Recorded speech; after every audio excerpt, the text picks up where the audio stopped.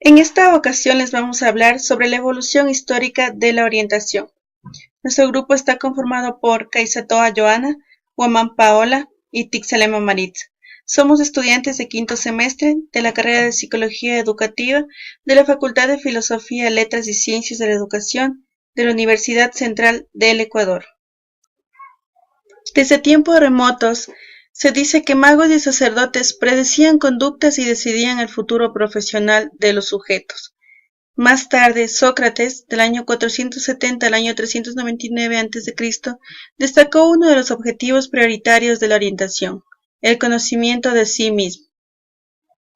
Luego, Platón, del año 427 al año 347 a.C., propuso determinar las aptitudes de los individuos para lograr su ajuste y adecuación social. Por otra parte, Aristóteles, del año 384 al año 322 a.C., defendió el desarrollo de la racionalidad para elegir una actividad acorde a los intereses de los sujetos. Luego tenemos a Carlomagno, del año 742 al año 814, quien fue el iniciador de la orientación de clases, es decir, el orientador seleccionaba a los más capacitados para que sean asesores del poder. También tenemos a Santo Tomás de Aquino, del año 1225 al año 1274, quien aboga por una enseñanza eficaz basada en el conocimiento y el desarrollo de las potencialidades humanas. Por otra parte, Ramón Llull, del año 1232 al año 1315, considera conveniente que cada persona elija la ocupación que mejor pueda desempeñar, de acuerdo con sus capacidades y preferencias. Luego, Rodrigo Sánchez de Arévalo, del año 1404 al año 1470, publicó un documento aportando sugerencias sobre la elección e información profesional. Más tarde, Juan Luis Vives, del año 1492 al año 1540, propone investigar las aptitudes individuales de las personas con el fin de conocerlas mejor y orientarlas a profesiones adecuadas. Continuando con la línea de tiempo, mencionaremos a Paracelso, 1493-1541, quien estudió los factores de personalidad y de edad. Nos legó 7 reglas para orientar la vida.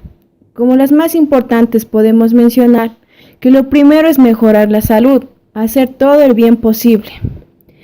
Tenemos también a Juan Huarte, 1575 después de Cristo.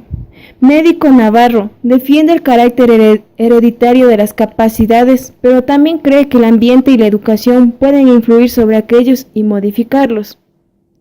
En el siglo XVII surge la etapa del racionalismo y del empirismo, tendencias en orientación que mayor impacto han tenido y continúan teniendo hasta hoy en día.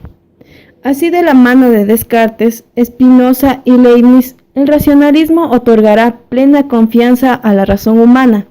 Se afirmará la utilidad del método para huir del error y construir la ciencia. Se afirma también la importancia de la sustancia, cuyo significado, según la filosofía, constituye el ser o esencia de algo. Por otro lado, también surge el empirismo, de la mano de Locke, Hume, Berkeley y Bacon. Se defiende que la experiencia es la base de todos los conocimientos.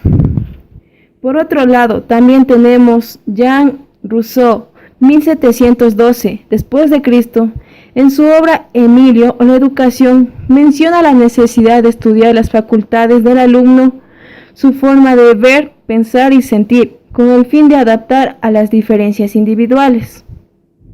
En 1798 después de Cristo, Comte, precursor de la sociología, nos legó el énfasis en la interconectividad de los elementos sociales. En 1806, Stuart Mill desarrolló el principio de indemnidad. Esto quiere decir que toda persona debería ser libre para comprometerse a realizar las conductas que desee, siempre y cuando no dañe a los demás, y la defensa de los derechos de las mujeres. 1879 después de Cristo, Wundt propone las bases de la orientación científica además de que logra la fundación del primer laboratorio de psicología. Continuando con los autores destacados del siglo XIX, tenemos a Broca, quien en 1864 realizó un estudio con un paciente apodado Tan, ya que no podía articular otra palabra más que Tan debido a una lesión cerebral.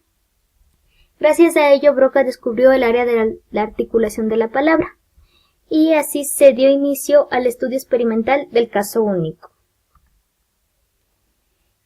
Continuamos con Fechner, quien es seguidor de la psicología experimental y ofreció estudios de la sensación y la percepción, siempre vinculando estas a estímulos físicos. Angelo Musso, por otra parte, estudió la fatiga y la física y mental, con el propósito de establecer leyes y una definición de dicha fatiga, para dar una explicación de por qué la clase trabajadora a corto plazo desarrollaba fatiga. Thorndike, conocido por su gran influencia en el conductismo, también aplicó la estadística a la educación. Continuamos con Carroll, quien teorizó la inteligencia y la personalidad, proponiendo la existencia de la inteligencia fluida y la inteligencia cristalizada. También definió 16 factores o rasgos fundamentales de la personalidad humana. Creó test de inteligencia y de personalidad, como el 16PF. Pasando al siglo XX, el personaje destacado es Sigmund Freud, quien desarrolló la teoría de la personalidad y estudió los desórdenes psicológicos. También en el siglo XX existió una lucha por la incorporación de servicios y actividades de orientación en los centros escolares. En el siglo XXI ocurrió una reflexión sobre los modelos institucionales, cambiando la concepción que se tenía sobre el orientador a la del profesional, que es el encargado de guiarnos para encontrar nuestras propias soluciones. Muchas gracias por su atención.